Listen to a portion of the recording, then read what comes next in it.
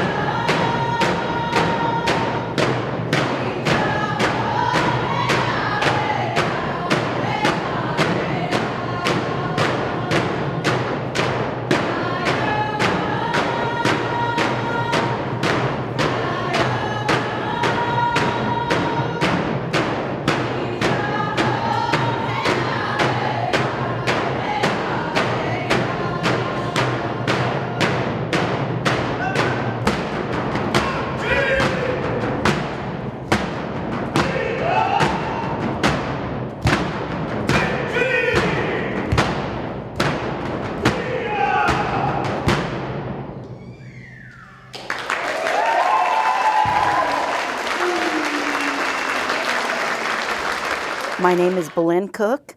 I'm the coordinator for the Sobriety celebration, and this is the 25th year. People ask, what's the Sobriety celebration about? What do you guys do? We bring motivational speakers. We bring workshops. We have a traditional potlatch that is for the community. The dance groups are Tlingit, they are Alutiiq dance groups, and they're Alaska Native dance groups. Our dance groups that are coming and have been coming in the past from Southeast, and those dance groups are from Cape, Juneau, and Yakutat. We also have dance groups that come from our area to Titlik, and they've been coming for a long time. And then we also have the dancers, the Kodiak Alutiiq dancers that come from Kodiak. Sobriety countdown is how many years, days, months, hours you've been clean and sober. And it goes back to 50 years to 1 hour. And 1 hour is also very important.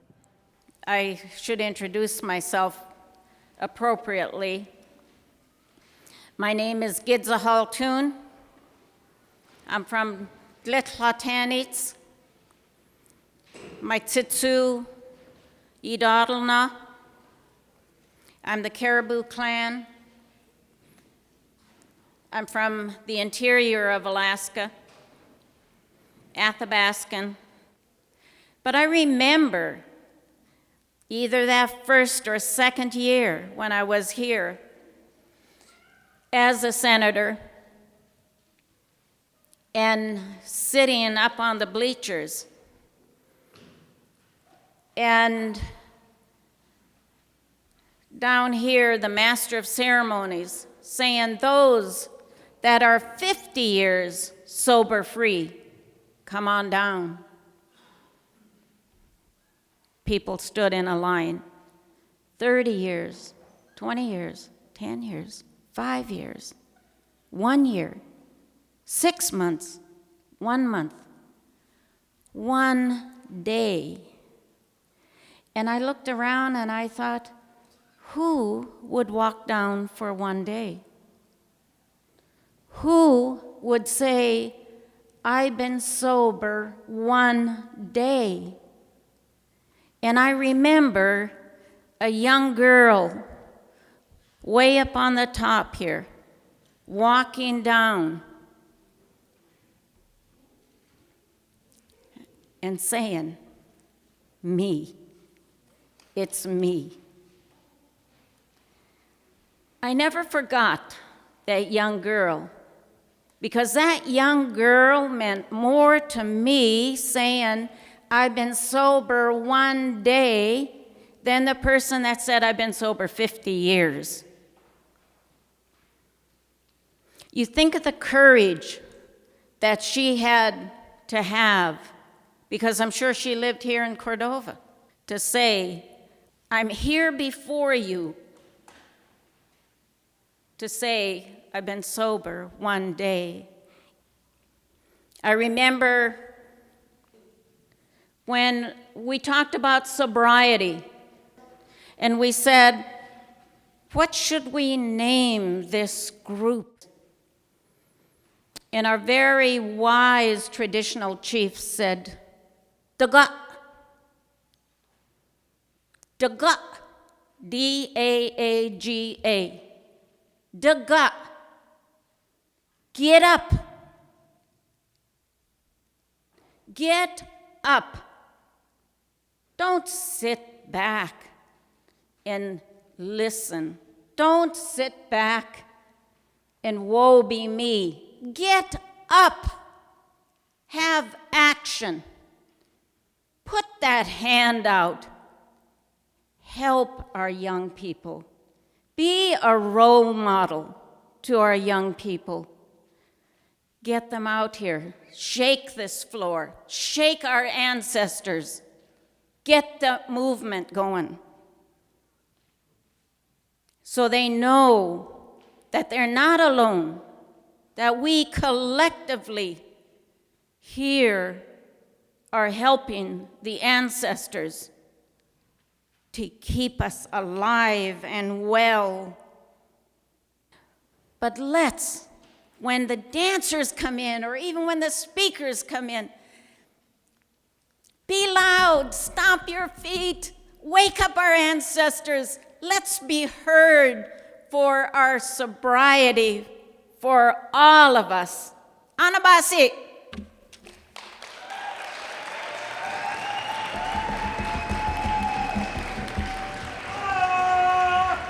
The grand entrance and exit, we got the idea at Celebration. And what that is the dance groups that come bring in, I call it just wonderful energy, and get everybody excited.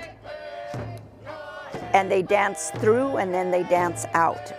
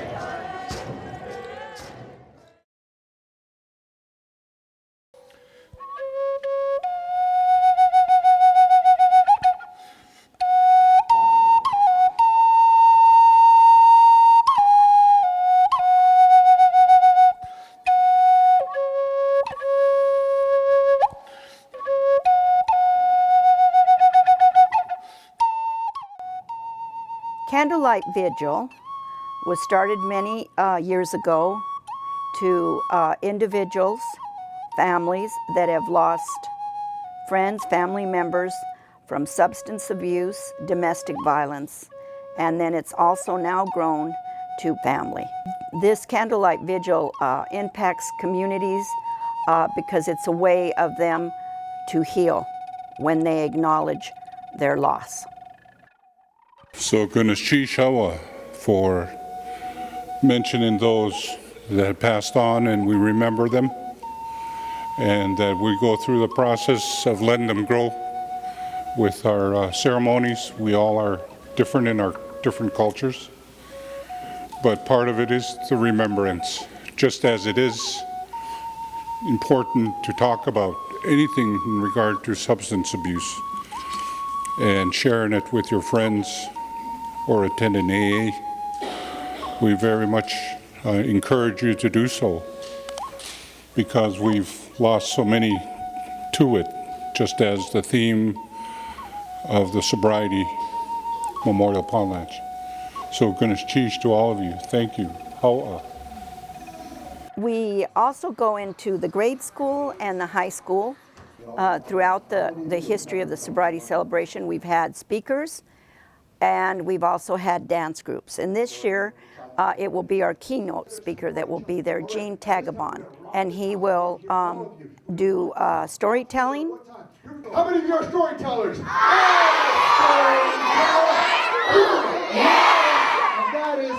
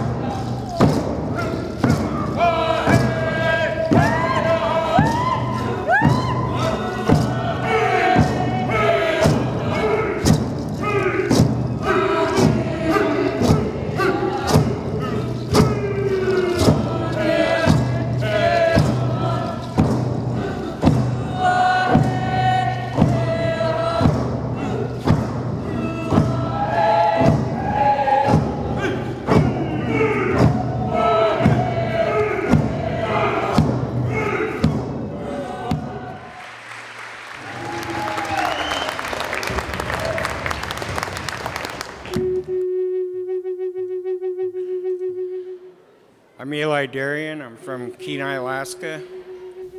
I'm just so glad with my, I almost wasted my life. And now I'm not. I don't have to get high anymore. I don't have to wake up in the morning and find out how I'm going to get high. I would have never believed I would be at a place like this speaking to so many people. One of the things that really helped me in the program was the support that I got from my fellow participants. I'm just so excited with this new life, and it's out there for everybody. Recovery is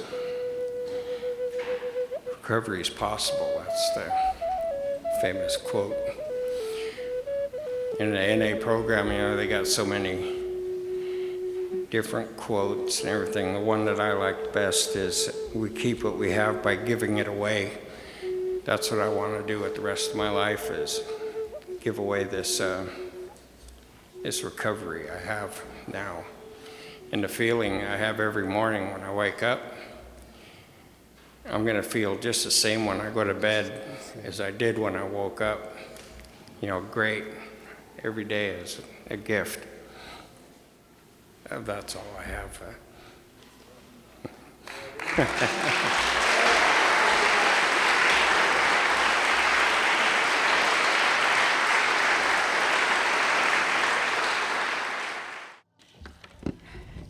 Hello, everyone. I'm Nancy Barnes, and we are the I'm with the Yisku'u Dancers. It's a multicultural group in Juneau, Alaska.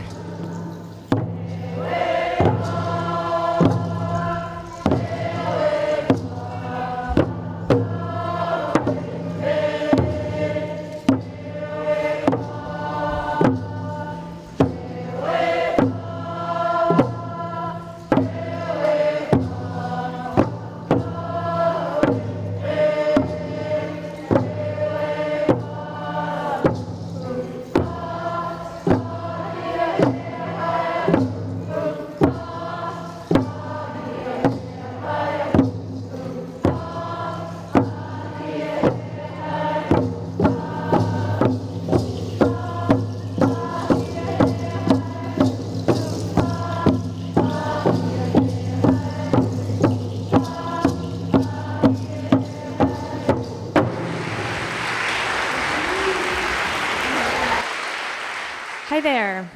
Thank you so much for having me here today. I was born and raised in Anchorage. My parents moved up there. I'm the fourth of 4 children. I was raised in a really loving home. My siblings and I all get along. We're each other's best friends still today. My parents showed us love and kindness. And I was very lucky in my life, and I had a pretty privileged upbringing, and still I am an alcoholic, and so I know that this disease impacts a lot of people regardless of where we come from, what our background might be, and what our childhood might be like. I am the only one out of my immediate family who is an alcoholic. And so that has been interesting to navigate as well at some of our family gatherings since then.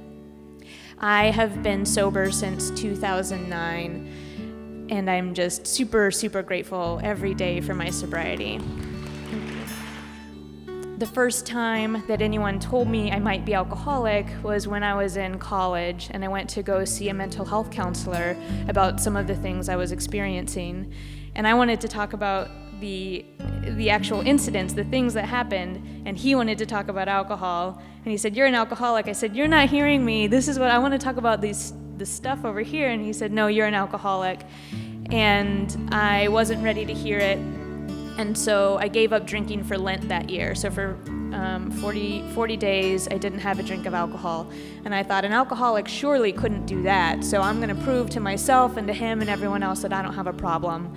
And I continued to give up alcohol for Lent every year for the next 7 or 8 years while I continued to drink, because I thought surely that meant I don't have a problem. But in the meantime, I had applied for graduate school and I got in. And so I decided to give up drinking for graduate school. That was 2 years. I thought, okay, I can always do this. When I put a time limit in, I'm going to give it up for 2 years.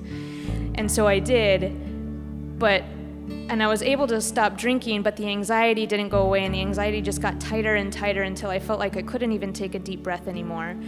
And I am so grateful for free mental health that came with graduate school. So I was able to go to mental health counseling, and I talked to a woman there about my experiences.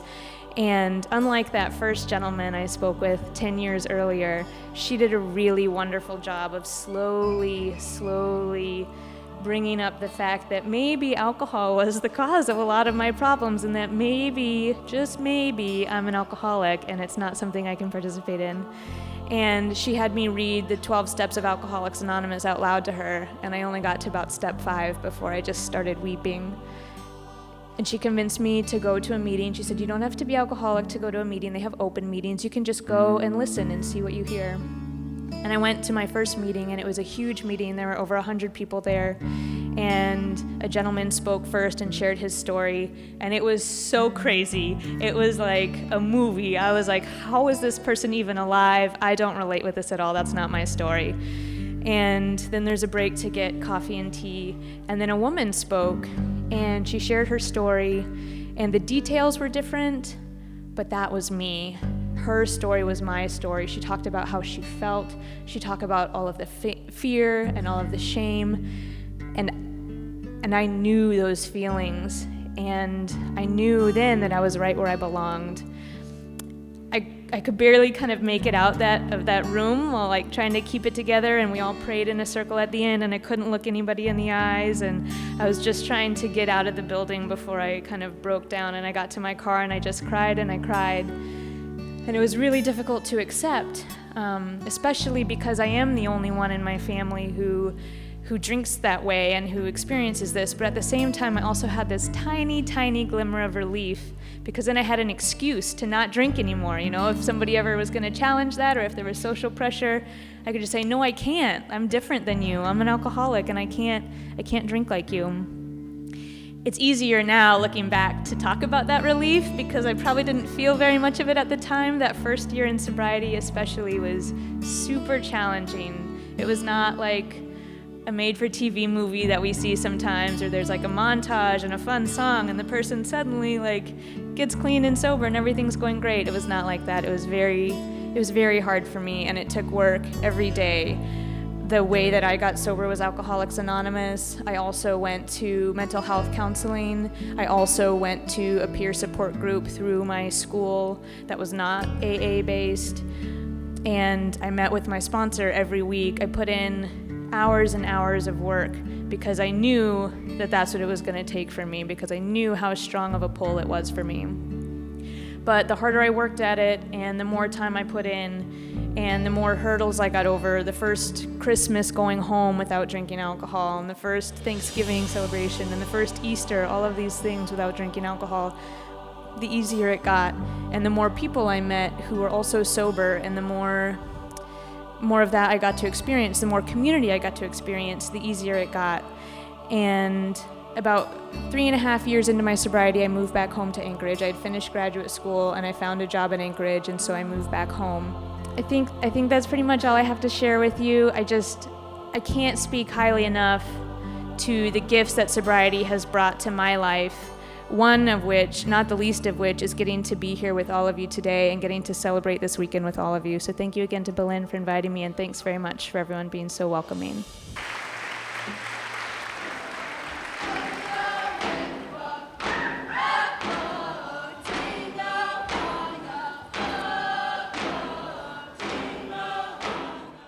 All these little gifts as a people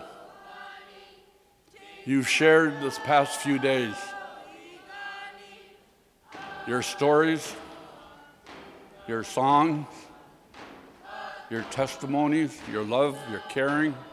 On behalf of my people in Cake, I'm gonna choose what my mother once said about our people in Cake. If I could, I'd spread out my arms and hug all of you